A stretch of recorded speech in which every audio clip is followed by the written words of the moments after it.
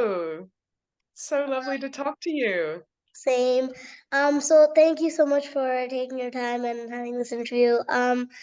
So can you start by introducing yourself and telling us about you? Yes, hi. So my name is Karah Sutton. I'm an author who lives in Aotearoa, New Zealand. I'm originally from Kentucky.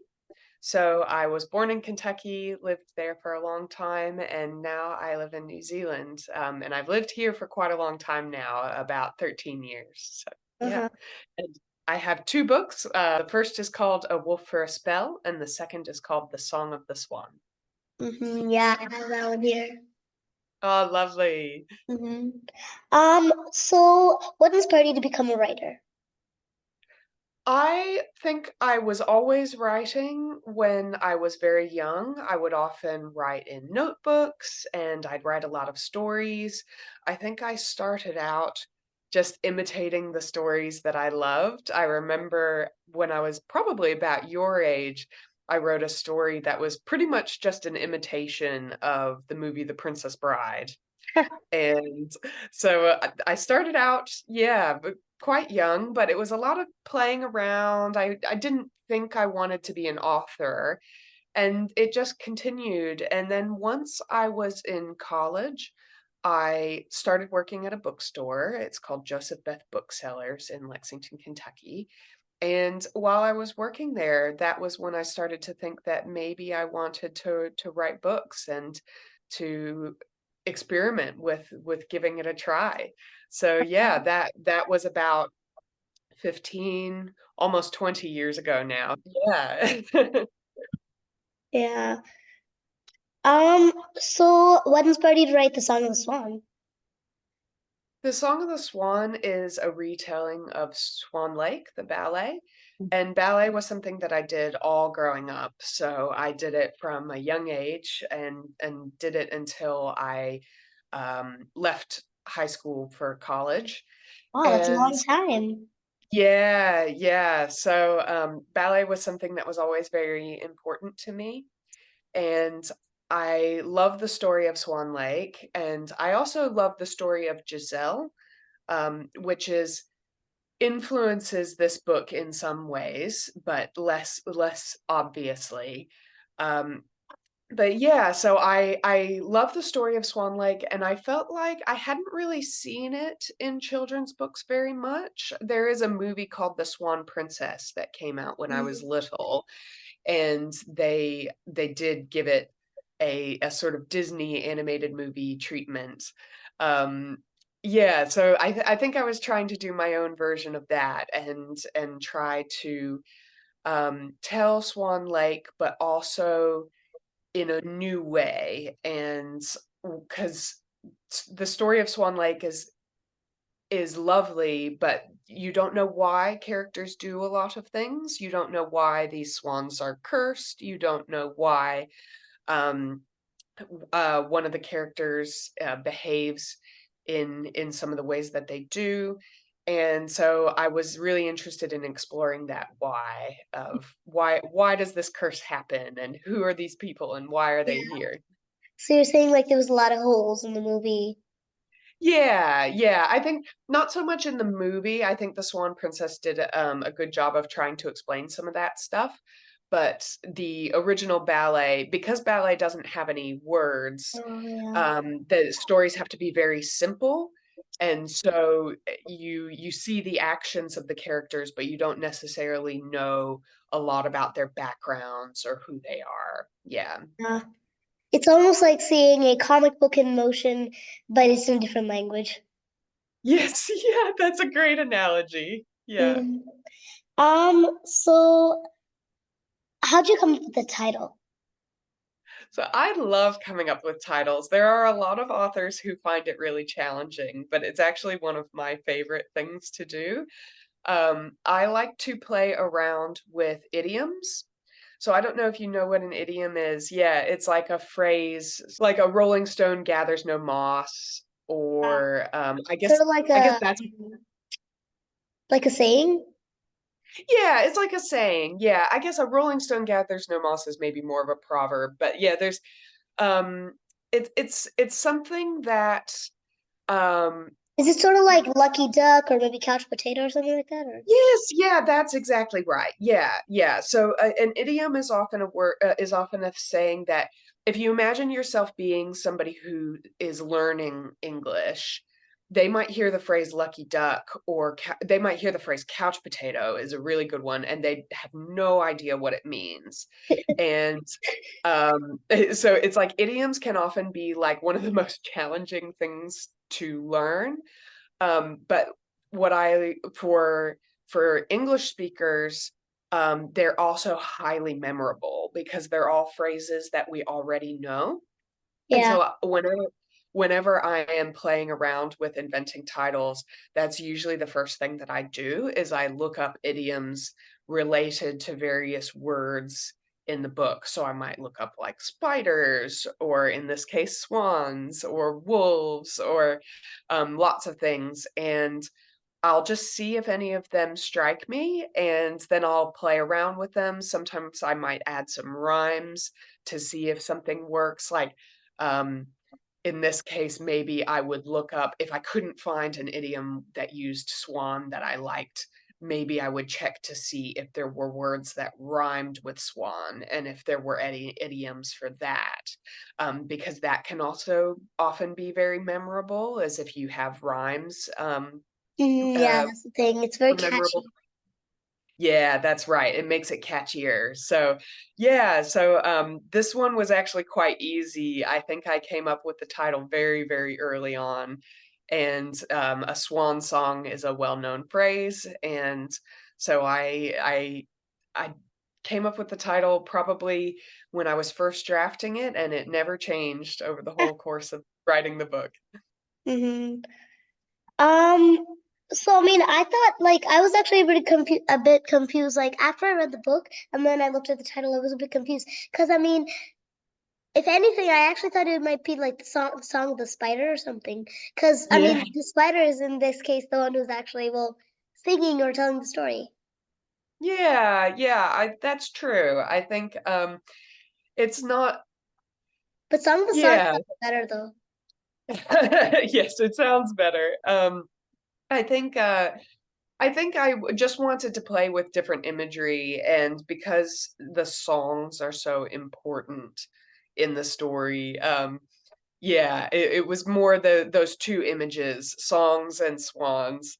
But yes, you're right. It's you don't actually see a song of a swan in the story, Yeah. so hopefully readers can forgive me for that. Mm. I mean, well, at first the swan that kept on coming to in the book, the swan that kept on coming to Olga in the book, I thought that swan was her mother at first. Okay, But yeah. then like I went back because I was a bit confused and then I like saw the beginning part and then I was like, oh, that's what happened in the mom. Yeah, no, I was hoping that it would feel like a bit of a mystery that you are trying to discover how this place relates to Olga's family, because Yeah. you know that that must be where the story is headed, but you're not Yeah. Plus quite also sure like how. when it said that they stopped by those mountains and like earlier in the book, like almost right before that, it had said that her father was from that place. So I mean he could still Yeah, be that's there. right. Yeah. So are there any interesting or memorable experiences that happened in your life that influenced you in the book, other than the ballet? Yeah, that's a good question. So I tend to not use my own experiences when it comes to the storytelling. So I don't necessarily base characters on people I know or anything like that. But what I do is I tend to use my own experiences when it comes to the prose, so the descriptions of things. Mhm. So I think probably my favorite example is the descriptions of the food. I love good food. I will try just about anything. And so I loved writing about food in this book. She goes to these magnificent feasts and the smells, the textures. I loved thinking about great food that I have loved in the past and incorporating that in. Well, the one thing that doesn't actually fit in with that is that Ogla doesn't even eat any of the foods. She just enjoys the smells. Yeah. So, can you tell us about your process of writing the book? Yeah, so what I tend to do is I tend to write in what's called I write iteratively, and so what that means is I write whole versions and I iterate on those versions. So I like to see things as a whole. And so I will often, and my editor is always surprised by this, but I will often write a draft and then I can see what's working and not working. And when I revise, I will actually rewrite the whole draft from scratch and change all sorts of things throughout. So I'm basically recreating the book and taking all the things that worked and getting rid of all the things that I didn't like. And so I'll usually do that several times. I think with this book, I did that probably 3 times where I wrote whole drafts and then didn't figured out what wasn't working and then rewrote it again. Like in early drafts of the book, Pavel was not a character, so he wasn't her friend. It was just her, it was just Olga going on this journey, and I realized that, like, she needed someone to talk to, Mhm. and so there was a new draft where I was like, "Oh, okay, let's give her a friend." And then I did that, and then and then in that draft, I analyzed it, and I was like, "Oh, actually, this relationship between these two characters is my favorite part about this draft. I love how they interact. I love their love for each other. And so then I wrote a new draft where I actually completely made that a focus of the book. So yeah, Mm, that's how I tend to work. yeah. Well, I mean, how long does it take you to like write the book after like all the drafts? Yeah, so this book, it took me about 3 years. Okay. Um, yeah, so I did, and to be fair, I started in 2020, so just as the pandemic was beginning, and so I think that probably affected Yeah, my m that feels mindset a sad. little bit. Yeah, um, but yeah, would say I spent about a year on some early drafts, just playing around with it, trying to figure out what this story was, finished with a draft, then the second year, I had another draft that was very, very different. I had like, I played around with it actually it was 2 timelines. So it was Olga's timeline, and then it was another character, like a historic character, and watching the curse happen and then found that that was just too confusing. And so then I did another one where I finally had Olga and Pavel, and that became the final version, and that was the third year. And so I um really doubled down on that approach, Yeah. and then just started refining, and that's when you, instead of rewriting whole things, you're just fixing descriptions and making sure the scenes flow and make sense, and you're doing much more small details and changes. Mhm. Well, that sounds like a pretty long process. Yes, yeah, yeah. Um, so how long was the publishing process? Yeah, so my publisher had actually bought 2 books from me when they bought A Wolf for a Spell. So I always knew that I was going to be able to publish this book, which is not a luxury all authors have. I'm actually in a process at the moment where I have a whole new book that's drafted, but I'm now trying to sell it to publishers, which is very different. Ooh. Whereas this book, I knew that it was going to be published because my editor had approved the premise, and so I was allowed to just work. And so I was working on this book while we were prepping A Wolf for a Spell to be published, and because A Wolf for a Spell published at the end of 2020. So I was the work on that book had wrapped up and I was writing this book and then yeah, continued and once I had the draft in that final year with Olga and Pavel, um, it took we yeah, we worked on it for about a year, and then once you've mostly finished it, it takes another 6 months for the publisher to do all the final work on it. So they will lay it out on the pages, they will, have all the illustrations made, so they give that time for the illustrator to work, and then the actual printing takes another several months on top of that. So I finished the book in about I wanna say it was April, and then it didn't actually publish until October. So you have this period of about 6 months where the work is all done and you're just waiting for the book to arrive. Yeah, well, that's long. Yes. Yeah. But Yes, if it's you like have to 6 distract months, yourself. just 6 months is like actually pretty short because I've been some authors where it takes 2 or 3 years and sometimes even like 5 or 6. Yes, yeah, absolutely, yeah. So consider yourself one of the lucky sort.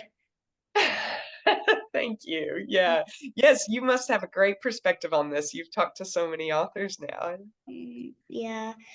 Um, so I really like the book and all the details you put in. Well, thank you. It was like it was one of those books where it's so like detailed, like sometimes I felt like the details were like so like it was almost like so you know how like when you open a new package of butter, it's so smooth and so clean. Yeah, that's lovely. You Um, have a great way with words. Thank you. So if you could give one piece of advice to readers who um are just who authors in general, what would it be? Yeah, so to me, I always say the most important thing is to start writing, and once you start writing, the most important thing is to keep writing. So Um, I think there are a lot of people who want to become authors but never start because they're too nervous or they think they won't be good enough. And I think you learn by doing. And it's also something that takes a long time. And so if you don't start, then you're just delaying how much time it's going to take after you've started. So yeah, yeah, yeah. Most important thing is to start. just start. Yeah. So if you could travel back in time and give yourself one piece of advice when you were just starting to, well, at any point in life, what would it be? Yeah, I think I would say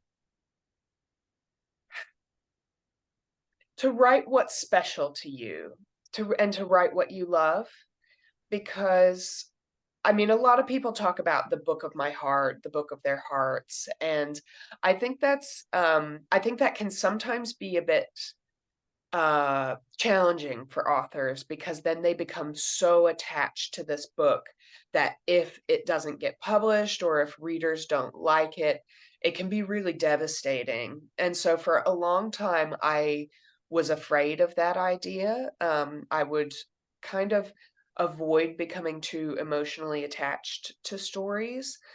But I think what I've learned is that you have to work on these stories for so long that if you're writing something that you don't care about, it's just gonna be a chore. Yeah. So, you need to write something that is meaningful to you and that you want to spend time with. I think that's the most that's probably what I would say is write something that you want to spend time with. Well, that's a lovely lesson for I think like the whole world. Thank you. Yeah. If you could meet one of your book characters, which one would it be? Ooh, um I really love Pavel in this book. I think he is just so sweet and kind and funny. He when I say write something you want to spend time with, I he made it a joy to write this book because I just liked spending time with him the way I like spending time with friends. Uh, So yeah, I think I'd like to meet him. um, Well, I would actually, I would like to meet Paco Yes, of course. Yeah.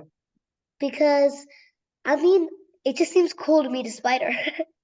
I don't know what I was thinking, but I mean, it seems like he has very good advice, and he's that sort of person Yes. when like you're going too far, he can pull you back. Yeah, yeah. No, I like him. I That's one of the things I love playing with in stories is thinking about things that we because spiders are so often like scary in stories. And so Yeah. I wanted to have a spider that was friendly and that would give you good advice and that you wanted to have around. So I wanted to play with that image that we have of spiders and hopefully get people to rethink how they feel about spiders. Uh, Thank you so much for your time with this interview. I had a lot of fun. So, but I have one more question. Other than other than the books that that you told me about, the one that is gonna well hopefully come out. Yeah, hopefully. Do you have any other books that you're gonna be writing? Yes, I feel like I always have more ideas than I have time to write. So I actually just sent my agent the other day 3 different book ideas that I'm probably going to be working on over the next year or two. So, yes, I'll be keeping myself quite busy, and hopefully, sometime in the future, publishers will be ready to publish them. Well, considering how this book awesomely went, I'm pretty sure lots of publishers will be waiting in line. Thank you, thank Yeah. you. Um, It's so wonderful to meet you and to hear your thoughts about the book. you like have any hobbies other than like you already told us, ballet and reading? Mm. So my favorite thing, I live right near the ocean, and so I love going for ocean swims. That's probably my favorite thing to do. Can't always do it because sometimes it is too cold. Yeah. Wellington um is a much colder climate than you where you are in Florida, I Yeah, imagine, but that's true. it's yeah, but yes, that's one of my favorite things to do, especially in summer like it is now. Uh-huh. What's the title of the book that's well hopefully coming out? It doesn't have a title yet. Yeah. Well, I mean, I can't wait to read it. Well, Thank I'll just you. look for books with your name on it. Oh, that's very kind. Yeah. Yeah, yeah. No, I will send you a message Oh, okay. if Yeah. yeah, Thank whenever I you. know more. Um, so thank you so much for your time with this interview. Thank I really you. enjoyed it. It was really fun. Um, so thank you.